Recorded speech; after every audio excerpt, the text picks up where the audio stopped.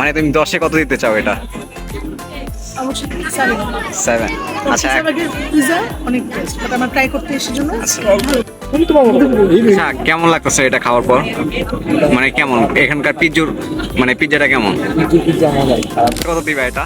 Sir আসসালামু আলাইকুম, কেমন আছেন? আমি পিৎজা বাজে পিৎজা খাইছি। সবার ভাষা ভালো আছে? 207 দেওয়ার মতো, 7 দেওয়ার মতো।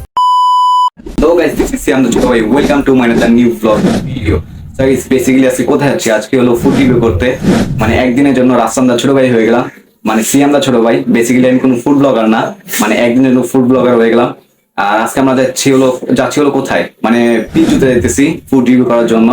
তো আমি একা যেতেছি না, আমার সাথে যাচ্ছে হলো ভাইয়া, আপু, প্লাস আমাদের যে মানে যে চ্যালেঞ্জ হলে যে একটা ভাইয়া থাকে, খাদক ভাইয়া, মানে চ্যালেঞ্জার, যাকে আমি নাম দিয়েছি চ্যালেঞ্জার। তো উনিও যাচ্ছে, ওই ভাইয়া যেতেছে। আর ওখানে যে কথা হবে, so let's go. So guys, চলে এসেছি হলো পিজ্জুতে। আর পিজ্জুর অনেকগুলো ব্রাঞ্চ আছে, আর এই ব্রাঞ্চটা হচ্ছে ওয়ারিতে। মেইনলি আসছি কি যেন আজকে আমরা এখানে রিভিউ তো করতে আসছি। হ্যাঁ, আজকে আমরা পিজু ওয়ারিতে আছে সেটাই করতে এসেছি। আচ্ছা। তো শুনলাম এখানে নাকি অনেক ভালো খাবার পাওয়া যায়, ওটাই ট্রাই করবো। আর আজকে আমাদের ট্রাই করাচ্ছে হচ্ছে কি মেজ ভাই। এখানে আমাদের এই যে ব্লগার ভাইয়া আছে কিন্তু, মিস্টার জিরো বিডি। আর এই যে এখানে আছে আমাদের চ্যালেঞ্জার। তো আজকে কিন্তু রিভিউ হবে, বুঝছো? তুমি কিন্তু ভালো রিভিউ করতে পারো।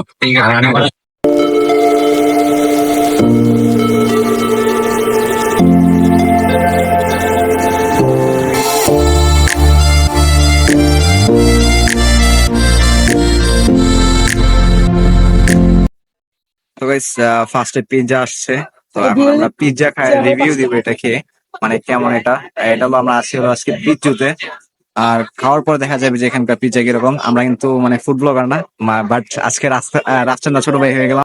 আচ্ছা, কেমন লাগতেছে এটা খাওয়ার পর? মানে কেমন এখানকার মানে পিৎজাটা কেমন? আচ্ছা আপু, তুমি খেয়ে বলো যে কেমন লাগতেছে তোমার এটা। খাইনি তো। এটাই তুমি খেয়ে টেস্ট করে বলো।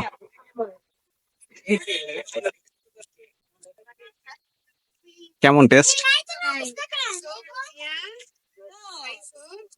মানে তুমি 10-এ কত দিতে চাও এটা?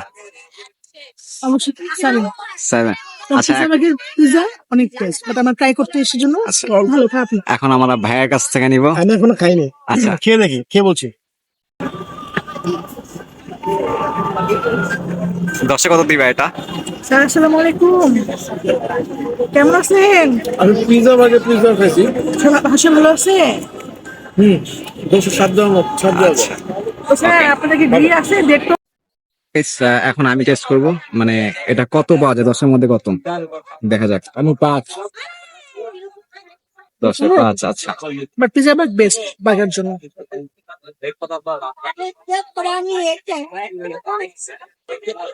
পিৎজা কম পাউরুটি দিয়ে ইয়া মনে হয়েছে।